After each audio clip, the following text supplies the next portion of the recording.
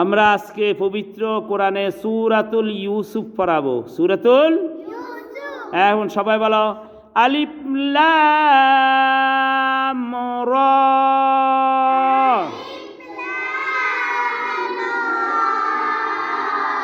তিলকা আয়াতুল কিতাবিল মুবিন।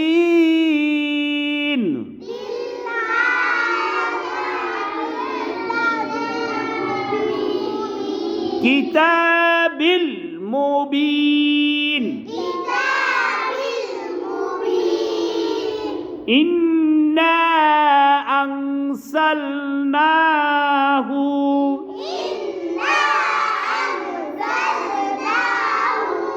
কুরআনান আরাবিয়াল। থামলে হবে আরাবিয়া। থামলে হবে কি আরাবিয়াল। লাআল্লাকুম তাকিলুন।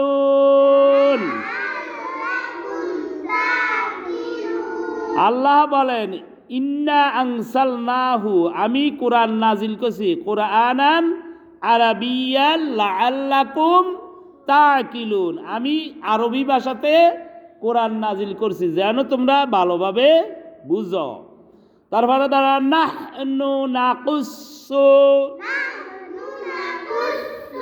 আবার বলা নাহনু নাকুসু আলাইকা আলাইকা আহসানাল কসাসি বিমা আওহাইনা। এ বিমা তিন আলিফ টান। কয় আলিফ টান? কারণ মধ্যে আসলির মানে মধ্যে ভালো মানে আলিফের শুরুতে হামজা আইছে, এই জন্য তিন আলিফ। বিমা আওহাইনা ইলাইকা ইলাইকা হাযাল কুরআন। এটা কোরআন, এটা কি ইহা একটি কোরআন। হাযাল কোরআন। ওয়া ইন কুনতা মিন ক্বাবলিহি লামিনাল গাফিলিন। إذ قال بلو يوسف لأبيه يا أبتي يا أبتي إني رأيتهم লি সাজিদিন। এই যে আলিফ লাম রা তিলকা আয়াতুল কিতাবিল মুবিন, এটা হলো সুস্পষ্ট কিতাব। এটা হলো কি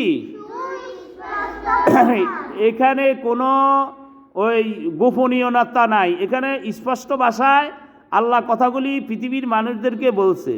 ইন্না নিশ্চয়, আনসালনা নাজিল হয়েছে, কোরআনান আরাবিয়া, এই কোরআনটা আরবি ভাষায়, লাআল্লাকুম তাকিলুন, তারা যেন কি করে বুঝে, ভালো করে বুঝে। কারণ কোরআন আরবি ভাষায় নাজিল করছে বুঝে পড়ার জন্য। কিন্তু আমাদের দেশে বাংলা ভাষা এরা শুধু কোরআন তেলাওয়াতে করে, কিন্তু কোরআন আরবি করে মানুষদেরকে সঠিক পথে বুঝায় না। সেই জন্য আমাদের দেশে বিভ্রান্তি সর্বসময় দেখা যাচ্ছে যে আমরা নিজের স্বার্থের মধ্যে কোরআনগুলি ব্যবহার করি।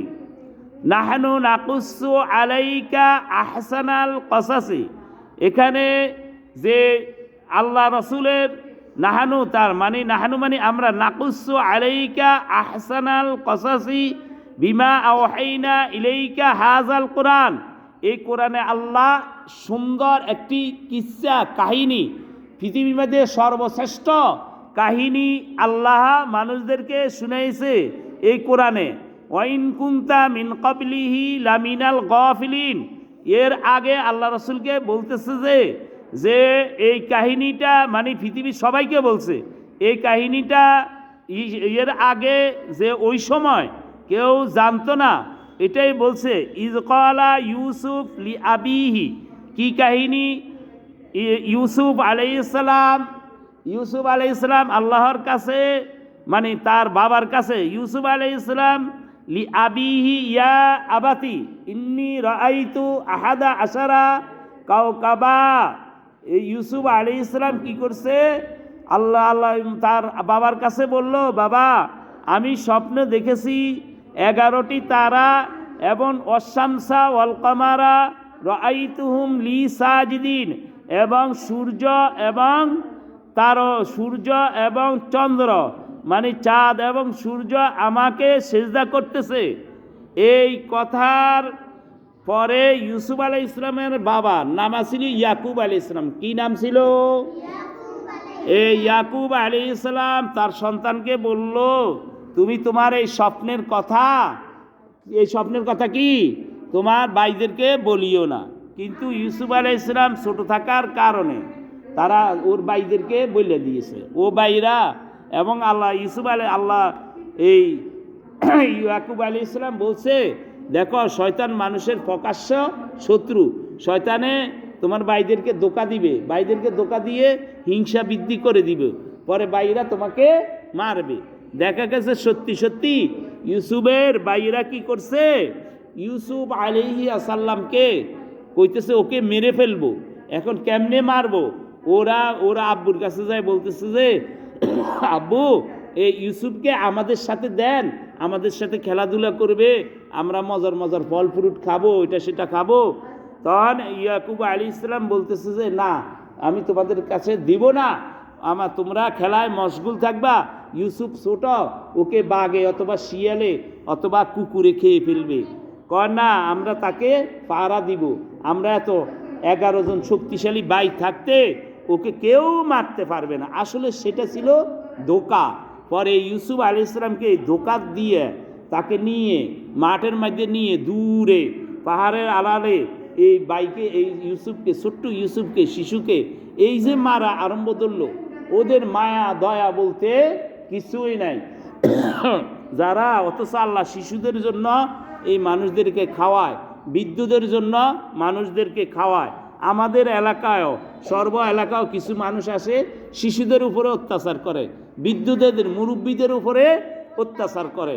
ওরা হলো মানুষ নামের হাইওয়ান, জানোয়ার। এরা কুকুরের চেয়েও খারাপ, কারণ কুকুররা দলবদ্ধ থাকে। অন্য একটা কুকুর যদি ওই এলাকায় আসে তাহলে ওই নিরহ কুকুরে ধরে সবাই মিলে মারে, ওই সব কুকুররা মিলে মারে।